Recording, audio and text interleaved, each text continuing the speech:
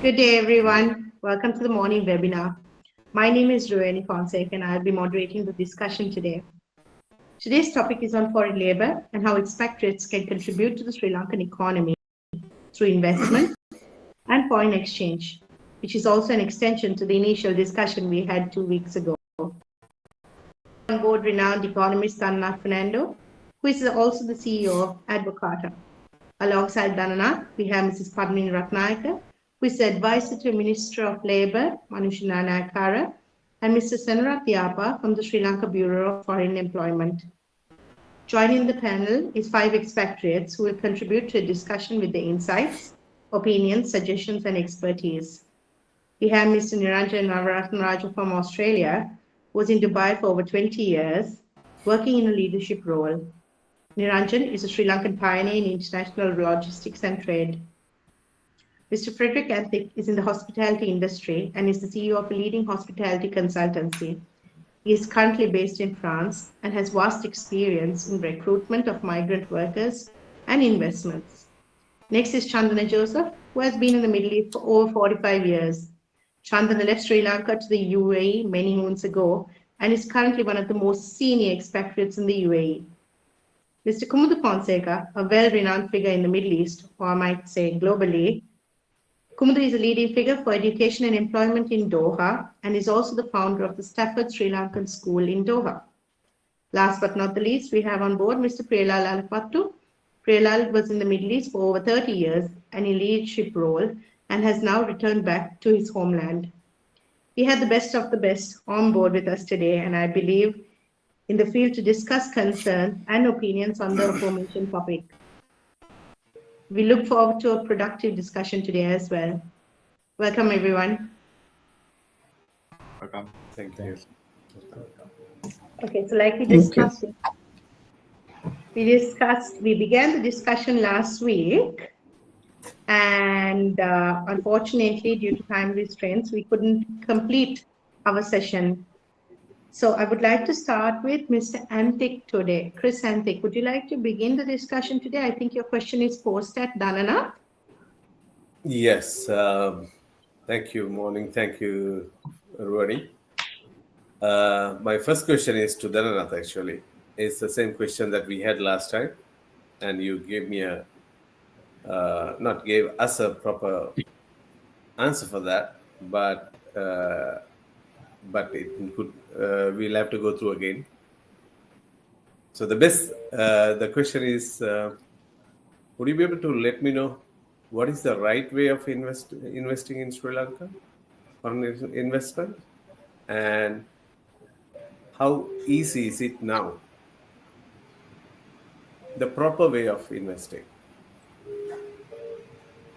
without any political influence. Thanks, Chris. Unfortunately, I do not think I have an answer for that because, as far as I know, there is no right way of investing. It is through the BUI, and I'm sure most of you are in this call know the difficulty also even when you come through the BUI.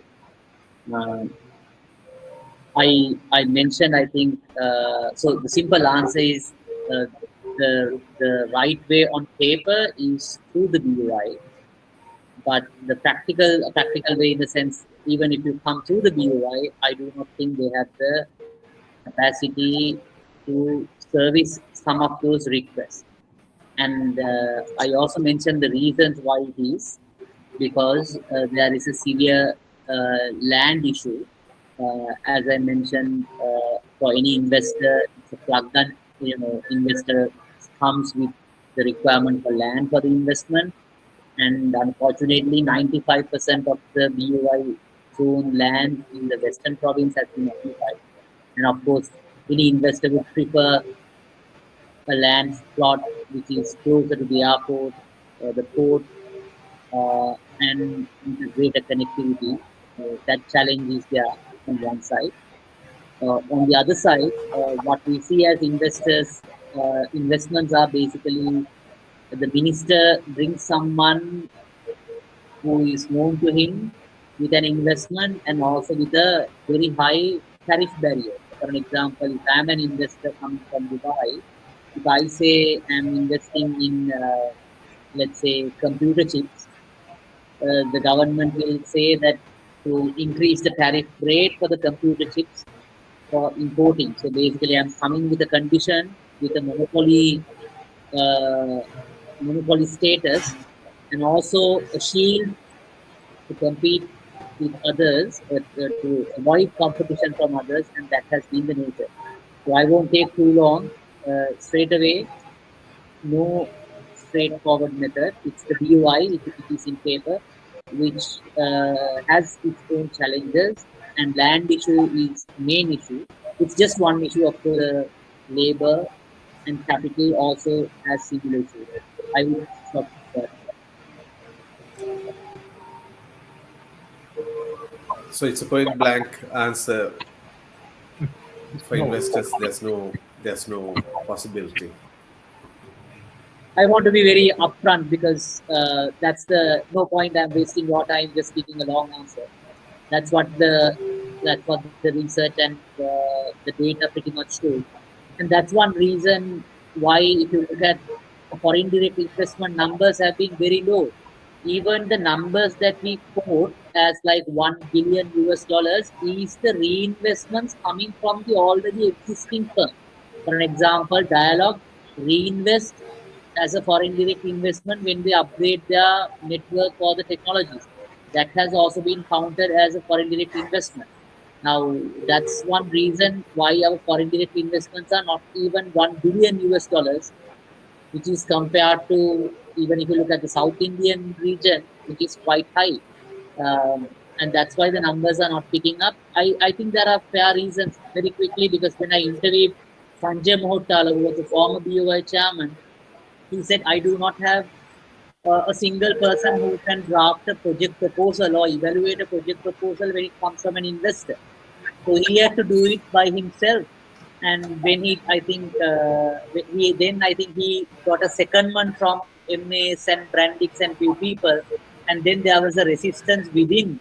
Why are you recruiting people from other companies? I think even the, if I can't, I'm not, defending him or I'm not promoting him. What he told me was, even I think the salaries were borne by those private companies, but still the resistance comes within, because then people are asking, why are you getting someone outside while there are so many people inside?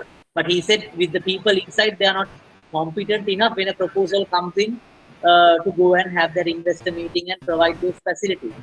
So then after that point, he had to resign. I think there's a new appointment has come through. Even we as a think tank said we can provide the data requirement, like as a volunteer service, not on any fee.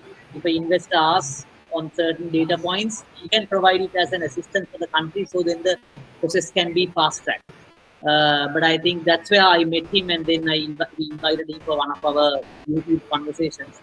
But I think he had a genuine attempt. I think many of the chairmen already had a genuine attempt, but the system and the ecosystem is quite complicated. There's an iron triangle, it doesn't move forward from there. So it's very clear for us then. It's very clear for us. Yeah, I think I don't have I'm not a government authority, so I think the government needs to take the lead, but I can highlight is the problem that we have. But I invite Yes. all of you with all good faith and will to invest in Sri Lanka. But I think as a responsible citizen and an organization, I should also indicate the challenges you might face without hiding it, because by just trying to fabricate a artificial synthetic story, that will further undermine the confidence rather than putting the truth very upfront. I just interrupt your discussion, and I proposed this is a very important one. If you go into Keynesian theory, investments are blocked. That country cannot go forward. That is the key note that I can tell. So it is important to open up a discussion how investment can be promoted. So I remember as a student in 1970s, when that government in 1977, how they invite foreign investments in Sri Lanka, the trade zone, the Colombo plan, all this. When they did it, the first invitation that Lalit Athuratmudari did was to say that you can have, it is a quite a metropolitan city in the future will be Sri Lanka, because in the roots of air and sea, we are strategically based. That is one thing still remain as a goodwill for our country. The second one, what they say was our labor cost is so low, and very talented people are there. This is another key aspect. It also can be, but now today the labor cost is very high in the country. Now, if you take it the resources, our country is full of resources to promote the tourism, promote many aspect tourism. It can be done. But having got said that the inflation is so high, the Keynesian theory explains about the inflation as well, how it works. So the money matters. So I would suggest the country have to understand we we cannot export anything with the high inflation inside the country. So our inflation have to be controlled, and we have to close certain areas of imports to the country, which they have done. They are doing it, and our people consciousness have to build that to be ready to accept a modest life. Today, the situation is so bad. I quite agree that when the investments are not possible, that means there cannot be a growth. They can show only the inflation plus part as the growth. So, what we as citizens of the country who have failed, as you invited all of us to invest, the country have to close it, because our exports are nil now. You cannot export it because the inflation is such, our goods are not competitive in the world market anymore. So it is not that I am not a preacher for closed economies, but we have come to that level. We cannot anymore be a very competitive country on exports are concerned. You rightly said, because we receive Sri Lankan items via India. Um, Actually, my the other question would be for Sinrat, and if Padmini is involved in the same ministry along with Foreign Bureau, Sinrat. Yes, yes, I'm audible. Yeah. Yes, sir. Yes, Dalnath, Sinrat he has Padmini. raised his hand. Dalnath, would you like to add to it? No, I think Yes. I will Okay, come back. Sinrat. The discussion would be directed towards only few people, but I will respond Dalnath. to the comments later on. Okay, Sinrat. My question to you would be, as we all know, we pay a bureau charge when anyone leaves the country for foreign employment, Yeah. and everyone receives a receipt at the airport. Yeah. Now, my question would be like, will the person know why he's paying this, he or she paying this amount? Do they know their rights after paying about this, or else at the same time, have they been informed or given any sort of document that this is your right? Once you go, we got your back. Do you have anything like that, or you just simply hand over a receipt for the money that you have received? Right. That's a good question. We all need to clarify this is what is the law behind this. Because, the Foreign Employment Bureau established under the Foreign Employment Bureau Act number 1985. So, under which it has been clearly mentioned that those who are leaving the country for foreign employment should get the bureau registration. And subsequently, there are 2 amendments as well. So, under which it made compulsory, because now it's a law of the country.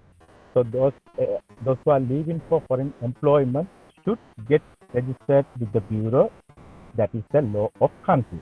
So nobody can deny that I'm going for a foreign employment, so that I cannot get the foreign employment bureau registration. Number 1. Number 2,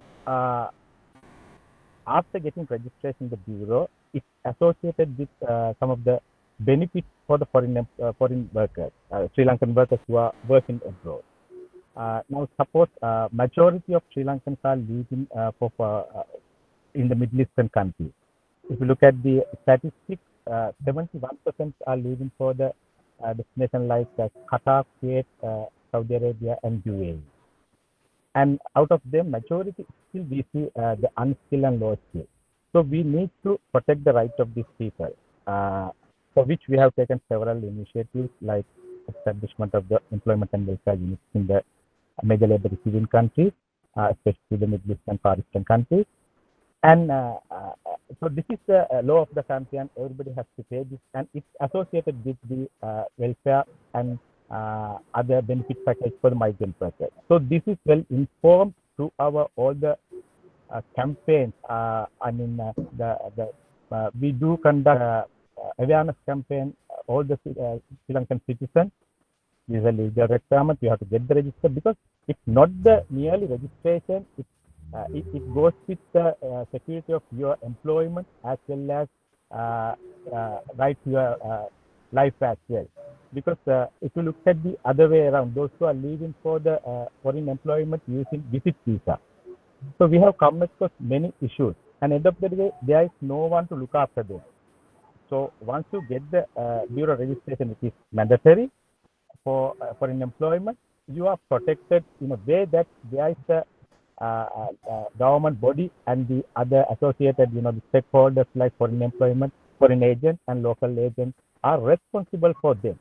So this is the simple answer that I can give you, but if you need further, I can elaborate on that. I will thank you for that, but I'll have to interrupt again.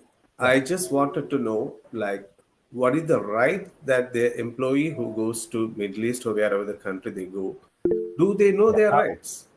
Yeah, do they know their definitely. rights? Have you how do you all do that? Right. How do you educate? Because I am sure, because Oh. I have been once in Middle East for some time, Okay. and I have paid foreign bureau charges. I just got a yellow piece of paper saying that I've paid this much amount. That's it. I don't know anything about it. Right. And it is a law. We other with the country's law. But the thing is, it's a take policy only. There is no give.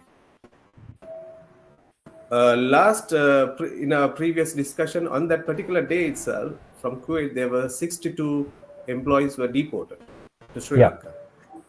So what happens to them if they don't know what is their right, and if you all have not given actual printed contract or printed rights that they can claim or they can go for anything? How do they know if you all don't see? You can have campaigns, but not everyone goes for the campaign. Not everyone is invited for the campaign. All what we see is somebody is wearing a khaki color sari at the airport, checking the passports. If there is a employment stamp, they see the bureau stamp. If it is not there, they send them back, pay it and come back. That's it. Right. How do you tell me? Right. Now you pointed out the deported Sri Lankans from especially the Kuwait recently. Not you also. I'm sorry. You also can let me know the first question. Like, is these foreign workers? Do they know their rights? And how do they know their rights? Right. Because they won't remember. One thing. If you don't give them a document. I'll explain. Thank you. Now, for those who are leaving for foreign employment first time, so we are conducting training program for them. Most vulnerable group is the domestic sector worker. It counts around. Last year it was 24%, and this year it increased little bit and up to 27%. So those who are going first time are conducting training courses for them. That is a residential course for 28 days. And it is mandatory. NVQ level 3 is mandatory from 1st of April this year. So during this 28 days, we are teaching them what are their duties and rights. How do you claim in case of you have material accident or any other work-related issue. If you have any issue at the workplace, how do you to handle it? So all these we are educated, not only for the domestic or ship workers, except the professionals and domestic workers, we are conducting pre-departure orientation that is compulsory, and it's not that much. Long term, it's only 2 days program. During this session, we are educating what are your rights and duties. So, and also we are giving the bureau the benefit that bureau offers opportunity within the bureau registration. So these are well informed, but the issue here is that most of professionals, they don't care what is the law of the country. So they argue at the airport unit. Is my right? Or why should I pay for this? But we have to look at the larger picture. Not only the only particular segment, that is the professionals are only 5% of the total migration. We see that there is some tendency during last year and this year, but we have to look at the large population, those who are especially the low skill and unskilled and skilled. So to cater this segment, not only the low and unskilled, but to all the segments. Now we have introduced insurance scheme as well. And if you look at the most vulnerable group, that is the domestic sector workers, we have introduced foreign insurance as well. That is after going to the proper tender procedure, cabinet appointed tender board. So we invited international bid for this. So all this have been made for not merely for the registration, but to give sort of social protection, welfare protection for them. So these are the point that we are making them educate on their rights and duties. And also we are, as I mentioned earlier, we are conducting national level campaign. What are your rights and what are your duties in the foreign employment? Thank you, Sandra. Thank you. Thank you, Mr. Yapu. I think Ranjan has a hand up. I'd like to take that conversation a little bit further. Thanks, Chris, for raising Would it. you like to go ahead next? Yeah, can you hear me? Yeah. So Yes, I'd like to take Yeah, that go conversation ahead. Yes. further. Very topical issue, and the reality is, yes, we appreciate there's law of the land. We appreciate you're doing educational campaign, but there's perception and there's reality, right? Your perception is that you're trying to do this, but the reality is what we see on the other side of the coin is that the people at the airport are loan sharks, right? They just literally chase up after you saying, "Have you paid? If you are paid, okay, you're good to go." That is not good, right? And I've been in the Middle East doing a lot of leadership roles across the community. The storyline was very different to what you perceive because the reality is different. There are tons of people who are completely at their own peril. They are exposed, they are out in the cold, no way of getting any help. So the community organization, and I'm sure Chandan and Kumudu will acknowledge, the community organizations have to pitch in. People have to fork out, dig into their pockets and support these domestic workers, right? That's why I said there's perception and reality. The fact remains that as much as you think there is merit in being part of that registration process and paying the fee, in reality, nothing returns back to the workforce. So that is the blue collar workers or the low skilled workers. Now you also touched upon the skilled workers or the professionals. Again, when they pay something towards the government, you call it the law of the land, what's the return for them? Where do they get benefit? So you got to distinguish between saying, hey, I'm having a law, but there's no one size fits all. It has to be segmented towards skilled, unskilled professionals, and those segments of society provided. Here's the benefit for you as professionals. Here's the benefit for you as skilled and unskilled, right? So they have to be tangible. They have to be visible so that people know what it is. Education alone is not going to cut it in. It is factual. Education is very important, right? That's a very good step one has taken. But what is that the cost versus return? What do the people get? And it should be not only on paper, it should be practical, right? It should be giving some return to these people, right? So that's my point. Right. May I explain on the? Yes, please. Yeah. Go for it. Yes, go ahead, Mr. Yapu, Right. please. Now, for what is the country law regarding the renewal of the revenue license of the vehicle? Are you getting any return? So can you drive without the license? No, simply this is a law we have to understand, but it's associated with benefits. For example, now we are not informing. Yes, I do agree that the community-based organization and sometimes individuals, they do a lot for the Sri Lankans. I Correct. don't deny that. We do it. I was in two countries, Bahrain and Malaysia and South Korea. For example, South Korea, you look at, there are those who are undocumented, those who are going legally but later on undocumented. Suppose they make an accident. So who pays it?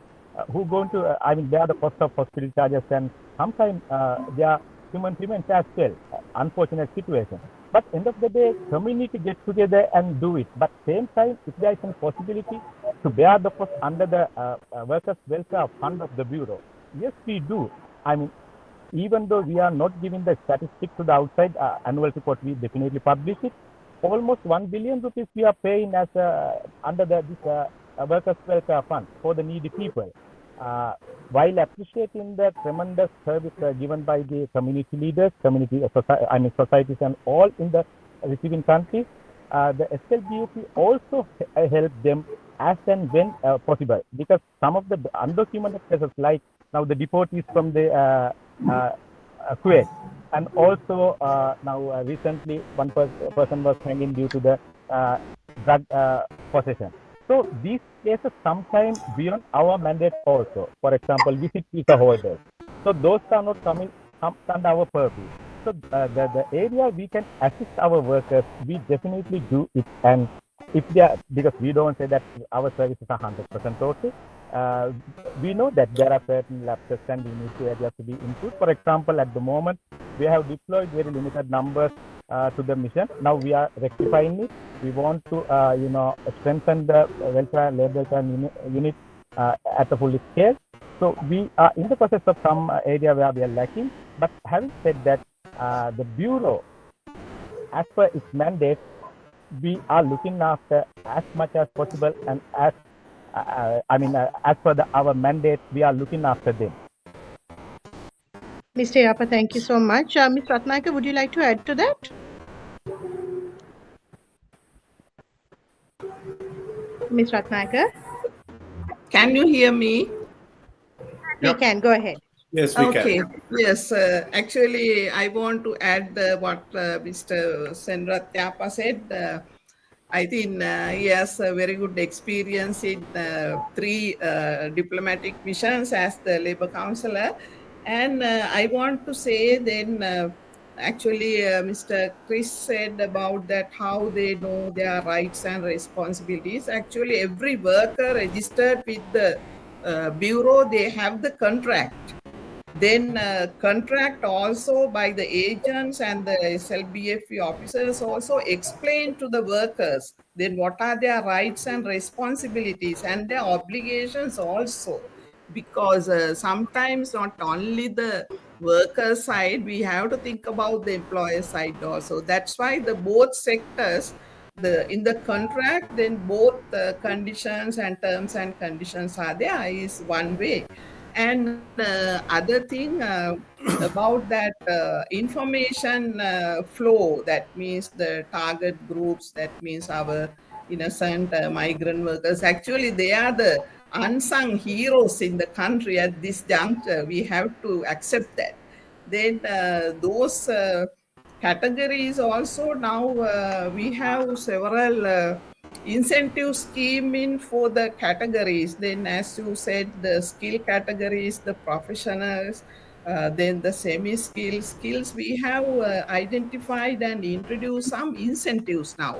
I think some of them sometimes you don't know, because of the campaign is not fully implemented, because level persons, the migrant workers who sent more than $20,000 and above, now we have introduced that import of fully electric vehicle, that new scheme in 2022. Up to now, we have issued around 300 permits for them. That one for the one category, actually not the semi-skilled or the low-skilled person can afford that type of thing. We can understand that. But for them also, recently we introduced, then after returning from their work, then we offer additional duty-free allowance to them, because from that they can buy some items for their livelihood programs or anything. Under four categories, we are giving additional duty-free allowance up to 600 to 4,800. That is the range according to the remittances they send before coming, 1 year or lesser than that.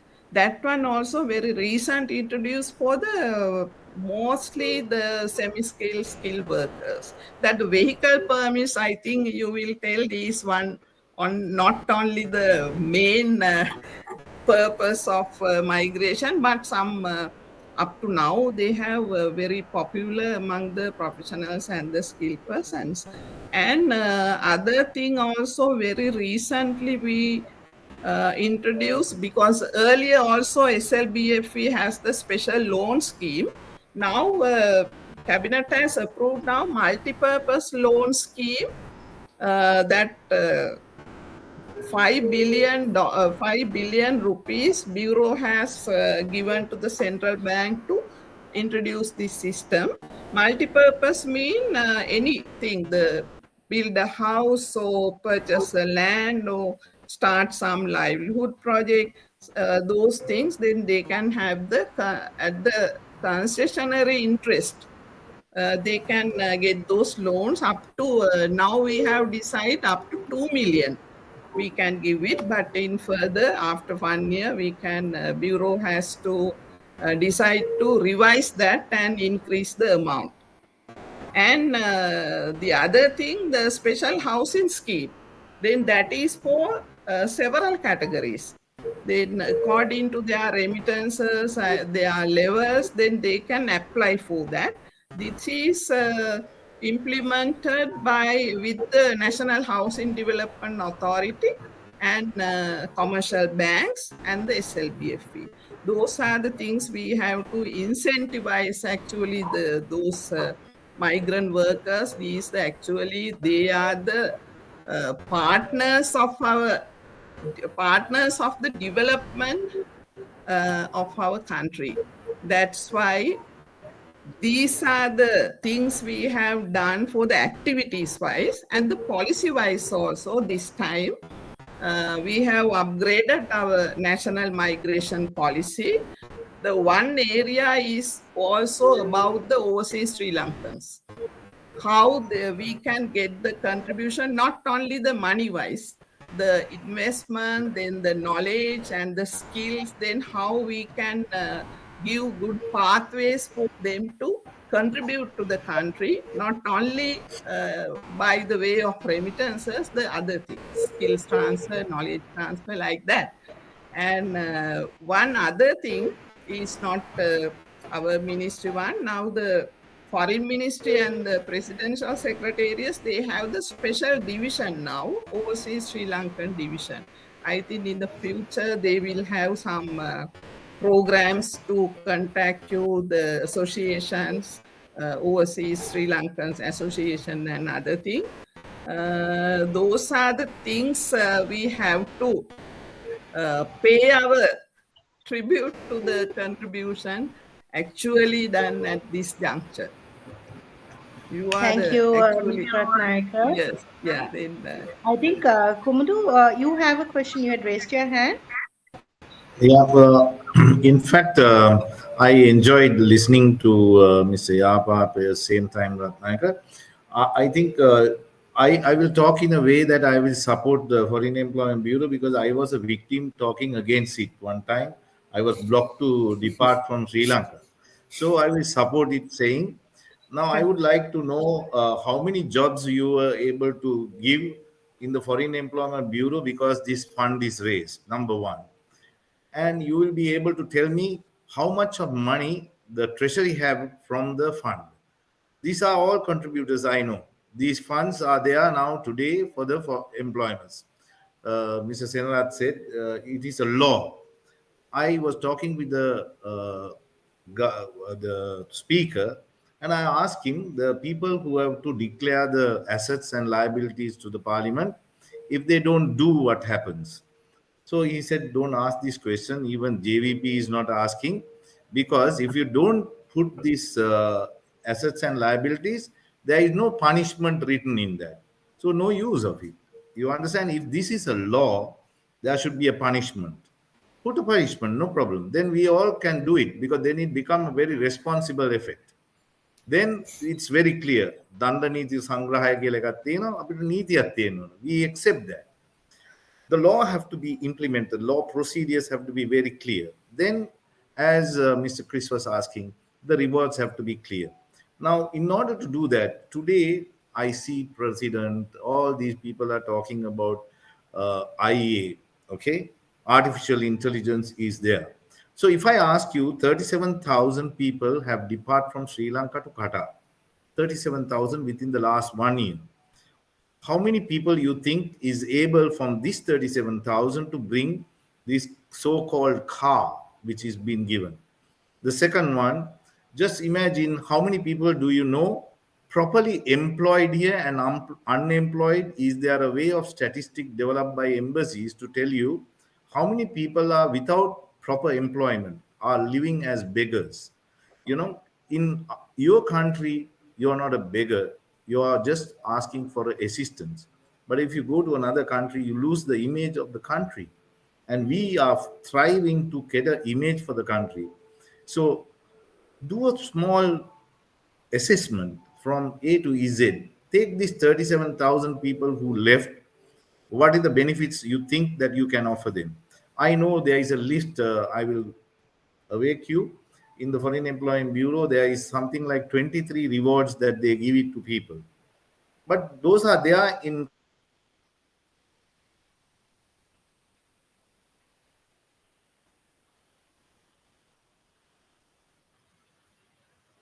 incubator for investment, making people call SMEs to do. If you do this, our country will change. Don't make them forever a slave in another country. Turn them to a what do you call it, entrepreneur when they return back as a small industries entrepreneur. If you do this, that will be the best. Instead of taking their money and giving to certain so-called business icons to use the dollars, let them be returned as SMEs to develop in your country. We can do that, and you should have courses developed in this soil, not there. You should come here, call them. Embassy should have a mechanism built up to educate them how to invest their country. This is what I think what Chris wants to see. This should be really happen. Kumdu, thank you. Yeah. I just want to add one because Ms. Ratnaika did not attend. She's replacing Mr. Yapa from the previous discussion. Ms. Ratnaika, I just want to add one point. Last discussion, Chandana had brought up the point about the electric vehicle. So it goes hand in hand. What he had mentioned was it possible, for the ministry and the Foreign Employment Bureau to enable even the lower income wage earners to import not only an electrical vehicle, but maybe a three-wheeler or even a bike or a smaller vehicle which is diesel run or petrol run into the country, which after retirement or post retirement, they can come back to the country. And like Mr. Kumundu said, where they can begin their own entrepreneurship and start out like that. Do you have anything to say about that, Ms. Ratnaika? Yes, actually, this time the importation of vehicles is very limited and is banned. You all know that, because this one also, especially for at this juncture, then one way of think about consider the remittance receivers, the high level one, but we have introduced the motorcycles one, that one also not very popular. the only the vehicle, electric vehicle, that level, we have issued that. But anyhow, the other things, then if they want to start the livelihood project or any self-employment project, that's why the loan scheme we are introducing at the very low interest rate, because half of the interest rate is paid by the bureau, like that, because the vehicle importation is that, especially the SLBF is assisting those returning migrant workers. We have a lot of program for the returning migrant workers. Is not only with the government, the civil society, the trade unions, the development partners, all have the separate programs. Actually 10-year programs in different phases we are introducing. Then the migrant workers, the first thing, the acquired skills, the VTA and the TVC, they assess their acquired skill, and after that they can employ it in the local labor market, or they can start small livelihood programs. Lot of assistance are there, the referral system is there, but we can't say that everybody is they are not enjoying these things, but a lot of people, they know. The district levels, also divisionals level, we have the migration development officers. Their duty is to prepare the family development plan at the time of departure. Then they are monitoring those development plans, how they progress, then how they achieve their targets, like that. There are so many issues, but anyway, there's a program in the country.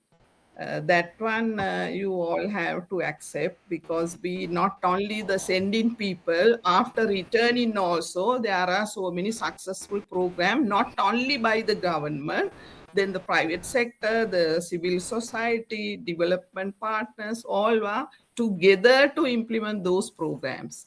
But in the future, we can sometimes we can think about the other vehicles, but at this juncture, only this electric vehicle permits.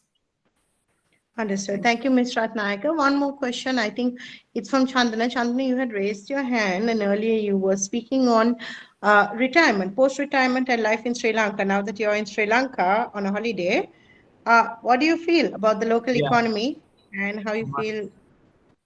My God, the things I heard as if I'm living in a paradise. But I have been in the Middle East for 46 years, but there have been thousands I have seen going and getting lost in this part, in this country.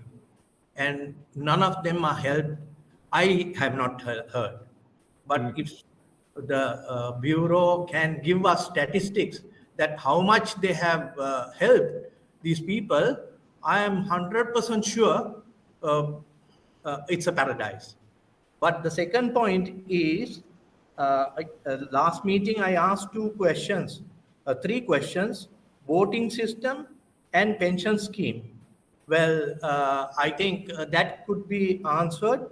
And the electric car is 300 vehicles only. That means out of millions of people who have gone out, it's only 350 able to get it. That is means we would like to have the names of those people so that we can evaluate who are those people who have taken that, because I don't think even I can get it within 1.5 years electric car back over here with all our commitments.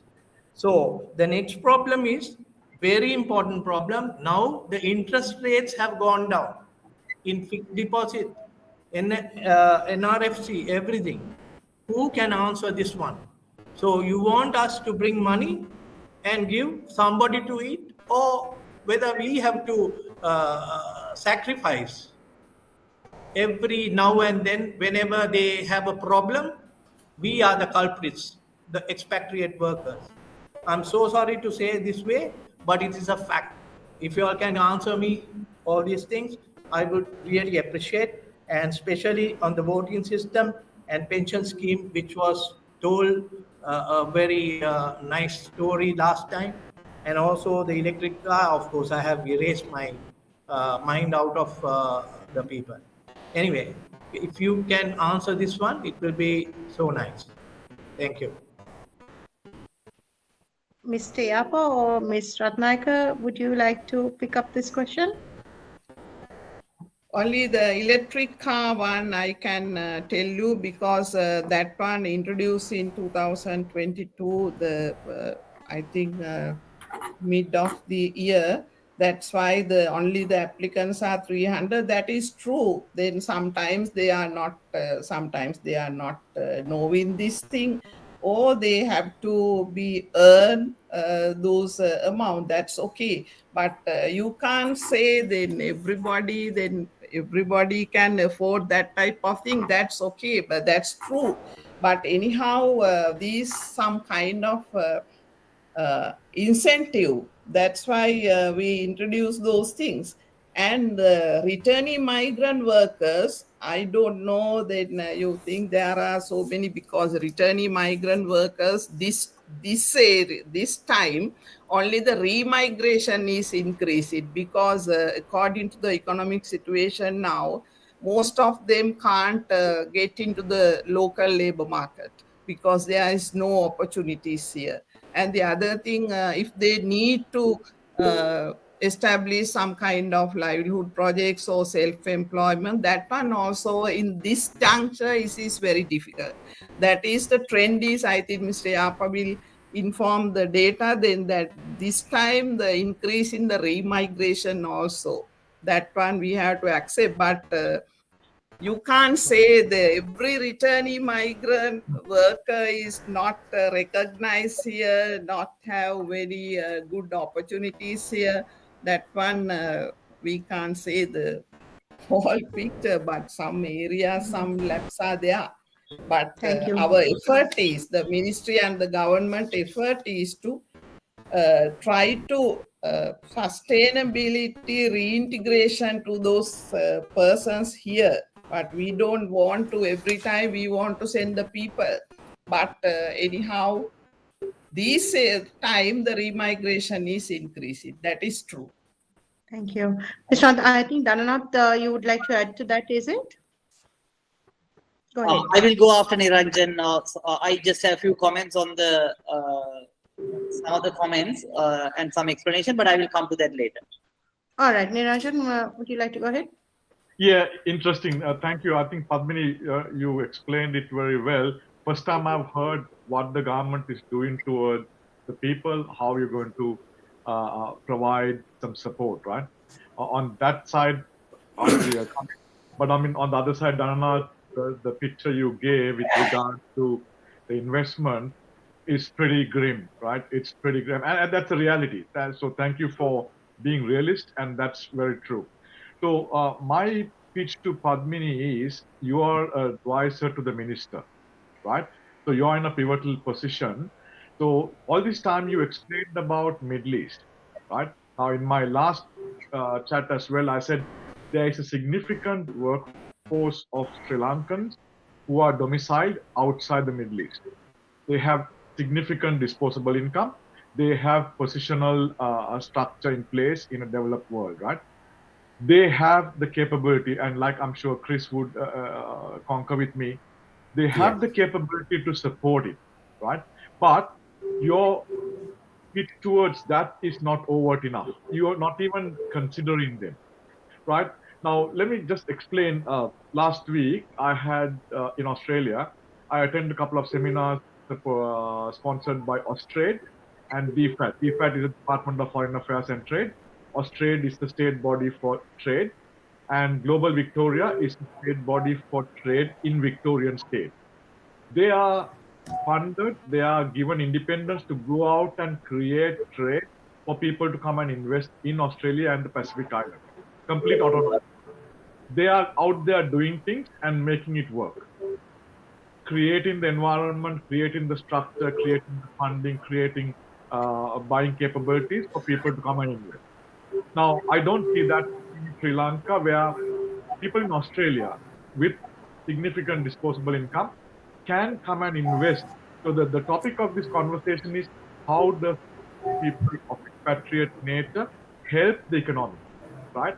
So my pitch to you is you need to take a step back and you use a word called sustainability.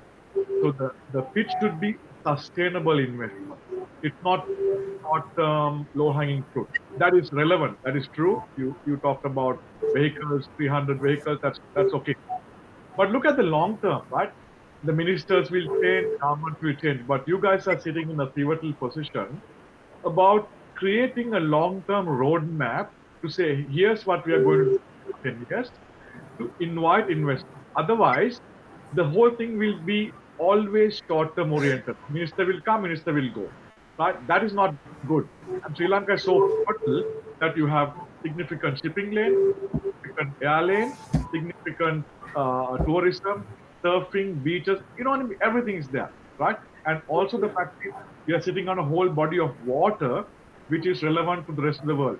So what are we doing in terms of the 10-year plan, 15-year plans in terms of inviting at least the expatriates to come and invest? Right? So that is very, I don't expect an answer from you now, but that's something you should take to the minister and say, let's put up a plan in terms of 10-year plan. I know the government will change in 1 year, that's factual.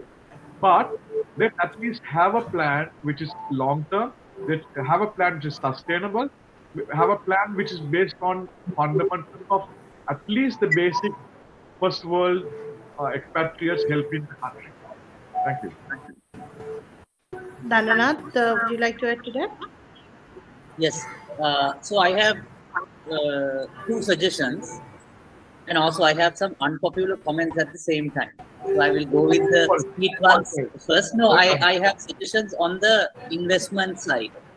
One thing that we can do is there is no point, constantly complaining from the government's point at the same time, because we know there's a land issue. What we suggested was to give it for private industrial zones. For an example, if John Keels or MAS can run an industrial zone, you just give the land, let the MAS, of course, they have to pay for the land, but then after, when you give that land, it's their role to set the electricity and do all that and attract the investors and sell those land plots to those investors. Because, for an example, MAS has a better chance to attract investors than the government of Sri Lanka, because they are trustworthy, they have the network, they know who are the people.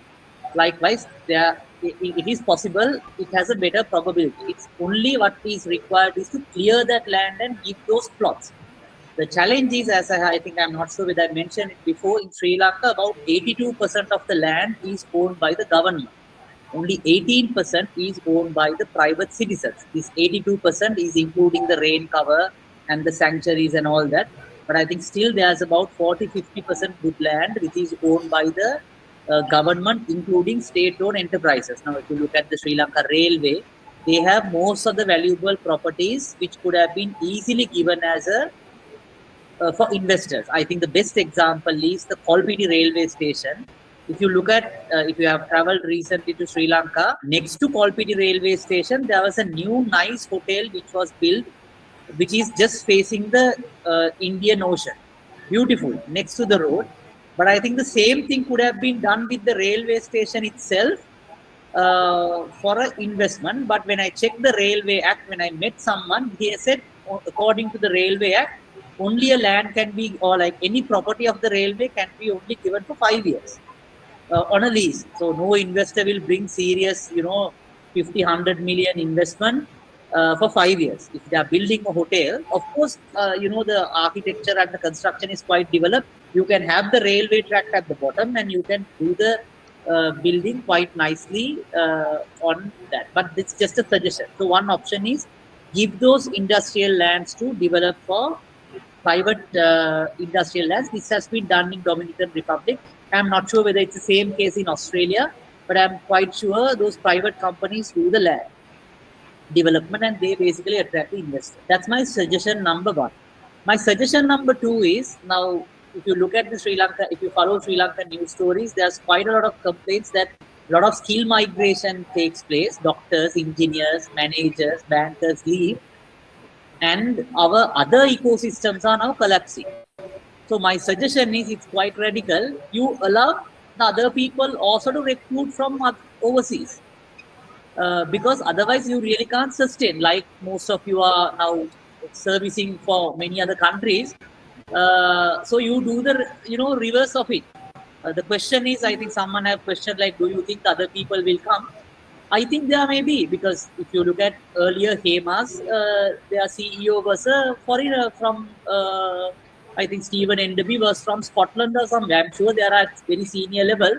There are skilled workers there. Even if you look at Lanka IOC, there are CEO and some senior people are there. Even in the hotel industry, if you look at the chefs, and you can't run a Japanese restaurant without like someone who has experience in Japan. So I think you have to allow both sides, because at least the labor problem can be solved to an extent. Now, even if you look at the construction, a lot of Chinese workers are coming and doing the construction work. Not only that, even if you go to Ampara and those areas, illegal migration has taken place from India and Bangladesh, and they are even working in the paddy fields. And even there are some Portuguese are working in small restaurants without any labor licenses, because actually it is very difficult to find a Portuguese even at a restaurant. So that's my suggestions. I know it's also not easy. It's quite controversial, and it will not be easy. I admit that. That's the suggestion. Now I'll come to the unpopular comments. I think thinking that import controls will defend our currency is a myth in my view. Because the more we put import controls, and if we think that by putting more import controls that there will be more dollars saved inside the country, I think that has been debunked by the statistics itself. If you look at our import controls recently started in 2019, 2020, including the vehicles, everything has been controlled. Now look at what happened to the currency. It was at 180, it went to 360 with all import controls. So my question is, how come, if the import controls can really save the dollar, and if we can really save the dollars with import controls, how come the exchange rate went only from 180 to 306? It's almost 100% depreciation. Not only that, we couldn't even service our debt, and we basically defaulted on the debt, because when the COVID started, when we imposed the import controls, of course we indicated that there's a severe crisis coming in. But so what happened to the dollars then? Why the currency depreciated? My view is, and I think I can prove it statistically, no one buy dollars free of charge from the bank. We all buy dollars by giving rupees. That means we have to earn rupees. Earn rupees means that we have to save some of our consumption. And then with that rupees only, we are going and giving it to the bank and buying it. If I'm buying $1,000, that means I have to give 320,000 rupees. That means I have to earn from somewhere 320,000 rupees. So that means the currency, we lose dollars if we add more currency or local currency into the system. What happened was, in my view, when the central bank printed too much money, of course, that money goes out as dollars, because there is no other way that you can save it as dollars, because everything that we consume is going out as dollars, because for everything that we consume, there is an import component. I'm using this computer, this has a lot of import components. I'm using data that has import components. So I think rather than, we cannot resolve this problem by having import controls. If we can solve it, then we could have solved it in 2019. Having said that, I am also not a proponent of this vehicle licenses. Again, no offense to any immigrant worker, but look at what has happened. Now we have a vehicle import licensing system for doctors, for government officials and all that. And we all know what happens. We all know the ministers sell it in the secondary market, and the government loses the tax revenue. For doctors, it's the same. Now, by providing those vehicle licenses, have we been able to keep the doctors inside the country? No. My feeling is by providing these electric licenses for vehicles, it will again end up in politicians' hand, and again, I'm sure in 1 year or 2 years' time, we will have the same conversation because this scheme will be misused. Again, with all good faith with the people who are sending money, I have no offense, but my economic argument is this will definitely going to misuse, and as what has happened in the past, and people will be very much discouraged, saying, "Look, we are sending the money, and someone is misusing the system." My suggestion for that is, I don't think we should have this 100% tariff rates on vehicles and all that. It is quite unfair to anybody. I mean, why should someone? I think it has to be a level playing field. Whoever who wants to buy a vehicle, you just keep it at a nominal rate, because now the system is when you have a 120% tariff rate on a vehicle, that means our government is earning a profit margin more than the Toyota company in Japan. Because Toyota company, by doing all that hard work, by all innovation, they are just keeping probably about 80% profit margin, let's say. But the government of Sri Lanka, when the reconditioned vehicle is crossing the border, they are charging 120%. I mean, how fair is that for the Toyota company? Just imagine, because by putting all the hard work, by doing this innovation, doing steel, by doing lean management and Toyota production system, by all that, for years and years of manufacturing expertise, they are getting 80%. Let's say 80% is, I think, too high. Maybe they are getting about 50% or 60%, even maybe less than that. But the government is taking 100%. So my suggestion is not that. Let's have a uniform rate for everybody who is importing. So then it would be easier. But don't add too much money into the system. If the exchange rate depreciates, let it depreciate, because then automatically the prices will adjust. So those who are earning in dollars, in foreign currency, will have an automatic advantage. You need not to give a separate license for them. So then people will be more encouraged to earn in dollars, because then they know, if I earn in dollars, I can afford what is there. So that's my suggestion. Instead of trying to rectify it through licenses scheme, it will go all over. Is my view, and I know again it's quite not popular. I'm very sorry if I hurt anyone, but that is not the purpose. But my experience is this is more likely to mismanage. Thank you, Dhananath, for your honest opinion. Due to time restraints, let's wind up really soon. But Kumudu, would you like to add a final note to whatever Yep. discussed? First of all, Janande, very well said about the vehicles. I should thank you for pointing out. I wish politicians listen to it, but politicians are not listening to even economic ideas. Anyway, what I suggest quickly, one is exchange rate is concerned. They are manipulating. Highest amount of remittances is the one which brings foreign currency to the country. They are playing with during the period that we transfer. You will see the rate is different. After that, it drops. They keep on playing with it. The state making money, again, somebody will justify. Anyway, as we are controlling our money, which is coming to the country, not to go on this illegal aspect, why don't we cancel all the exchange houses in Sri Lanka? This is like, all these taverns and bars permit. It is something like that.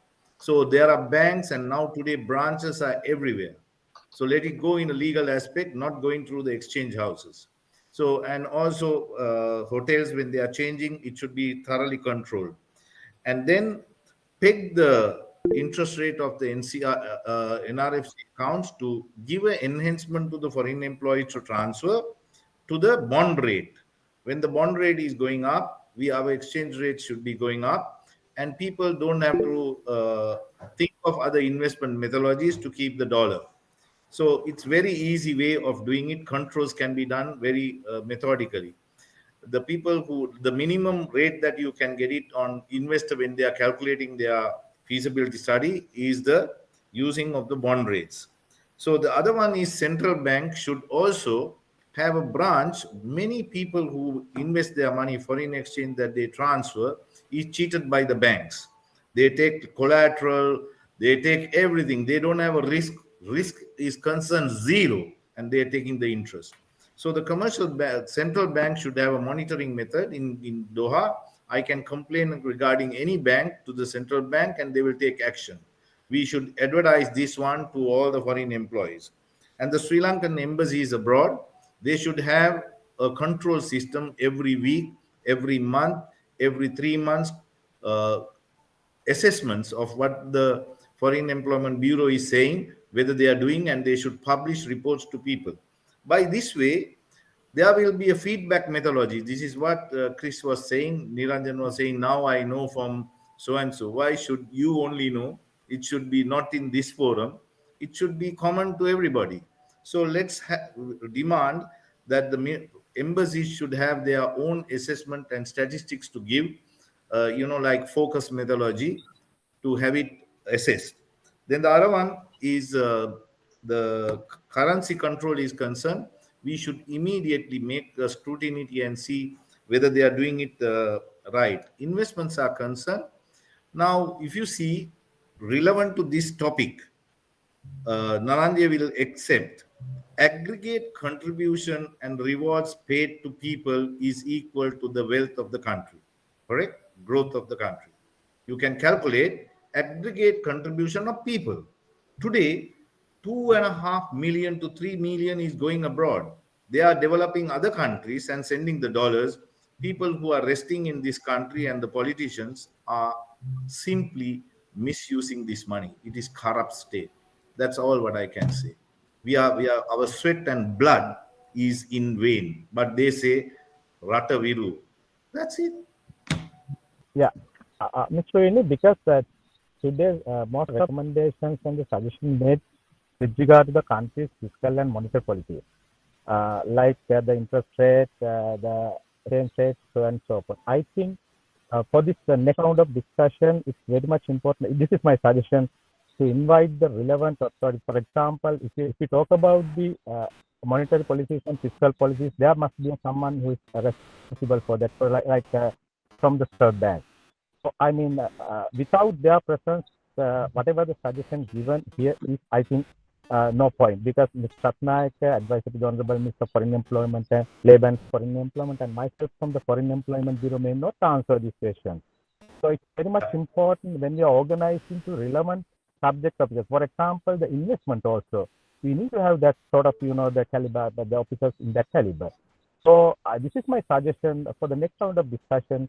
Please invite the responsible officers from those institutions if we are going to make suggestions, make comments, and so on and so forth on that. Because from the foreign employment point of view, we can explain whatever the criticism there. Yes, I know for a fact that Mr. Kumudu said that there are certain positive, the proposals. Definitely we look into that, especially the embassy's role and the statistics and so on and so forth. We need to take this positive criticism or the rather suggestions and recommendations. But having said that, I propose for the next round of discussion, if we look at the monetary and fiscal policies of the country, because we have no answers for this question. So this Yes, is my suggestion. that's the reason as you. to why I think Dhananath had responded to those questions as an economist. Yeah. Yes. Understood, Ms. Yapa. Thank you. Miss Padmini? Yes. Can I answer to Niranjan? Yeah, go Yes, ahead. please. Yes, Mr. Niranjan, there is a very good suggestion. Actually, we have to go for that because our another resource is the overseas Sri Lankans. There are, as you said, the investment side, I think there are so many proposals, but as Mr. Yapa said, we have no idea, actually very deep idea about those things. In our foreign employment side, actually the overseas Sri Lankans part, this time we have taken it to our policy and the action plan also get the contribution. That means, as I said earlier, not only the remittances, the other things, the if you get the networking and employment promotion like that, then your services, your contribution is very important to the Sri Lanka Bureau of Foreign Employment and to the ministry.